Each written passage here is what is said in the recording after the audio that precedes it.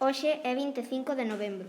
Como todos e todos vos sabedes, este día unímonos para alzar a voz contra a violencia de xénero, contra o menosprezo e a discriminación dunha parte da sociedade. As artes e a literatura, como unha das artes, non deixaron de reflectir esta situación. Desde a biblioteca queremos mostrarvos de que maneira este tema está presente, presentarvos algúns títulos e compartir con vos algúns textos. A discriminación comeza desde o momento en que nacemos. Asóciase nena con rosa, a delicadeza, a fragilidade e azul con fortaleza e dominio. Rosa sí, azul non. Que cousa, rosa. O sangue é brancura, de rosa sí. Que linda é a miña nena, que guapa vai. Esa máis linda de Compostela. Desde poema, esa máis linda. Mira que guapa vas. Unha rosa é unha rosa, é unha rosa. As metáforas converxen no infinito, o infinito é azul. Así contribuímos a crear mozas que asumen o rol de inferioridade de submisión. Quérote, bailas. Quérote tanto como tú quieras, amor, como tú quieras. Daría todo por ti, daría a vida por ti. Estamos feitos a un para o outro. Os dous, eu, eses ollos serán para min. Eses ollos negros non os quero ver chorar. Eses ollos negros, o finito é azul. Ameite sempre, desde o día que te vin. Amareite desde o día que te vin. Toma dúas rosas, o infinito é azul. Toma dúas rosas. Un efecto óptico, como di Manuel Cortés neste poema, fainos confundir o termo amor. Nin sequera ti me impides pensar en ti. Efecto óptico. Mesmo nos teus insultos creo entender que me amas. Poderías odiarme se quixeses e quizás así foses máis feliz. Pero empeñácheste en amarme amargamente. E é a seda con máis curvas e máis cosas. Repara en ti en ese atallo que desprézame. O desprezo vai minando pouco a pouco a autoestima, como lle pasa a Nere, a protagonista de Nus de Emma Pradeira, unha muller afogada na rutina do menosprezo. Isto tamén é violencia, hai palabras que fan dano. Faime o favor de comportarte e non me sexas aldeá. Si, mellor.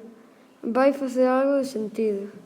Eu acabo de ver a serie e xa che frego os cacharros, que se non aínda han quedar aí ata a semana que ven. E imos dormir, que como mañá sexa igual que hoxe estamos aviados. E deixa de sorber os mocos, que pareces aluada. Nin que fose morta do crego, nin madriña. O amor non pode doer. En Senlleiras, as historias de dúas mulleres afastadas no tempo únense nun punto común, o maltrato.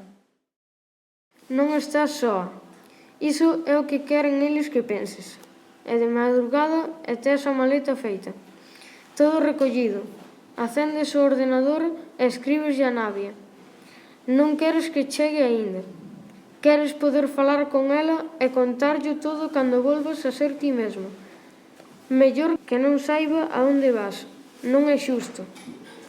Non lle podes dicir que marchas a unha casa de acollida e non contarlle todo o demais. Aínda non sabes que palabras usar. És unha muller maltratada? És unha muller maltratada, sí. Has ter que aprender a dicilo aínda que che custe. Aínda que nunca che puxera as mans enriba, nunca excepto esa noite na bañeira.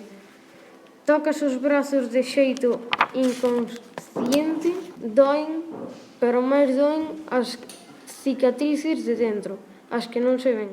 Descobren, demasiado tarde, que iso non era amor. Outro poema de amor. El xa non sentía nada ali deitado, e ela tampouco o velo. Preguntouse se o amara algunha vez mentres vía o seu sangue a caer na alfombra, que ela tenía que limpiar cando o levasen. Por iso dicimos que deste amor é mellor afastarse.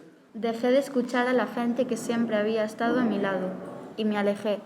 Me alejé dejando una estela de enfrentamientos con las personas que se preocupaban por mí, por quienes de verdad veían que aquel chico me estaba desgastando, como se desgastan las gomas de borrar. Me arrastraba por el cuaderno hacia donde él quería, haciéndome cada vez más pequeña. Non estás soa.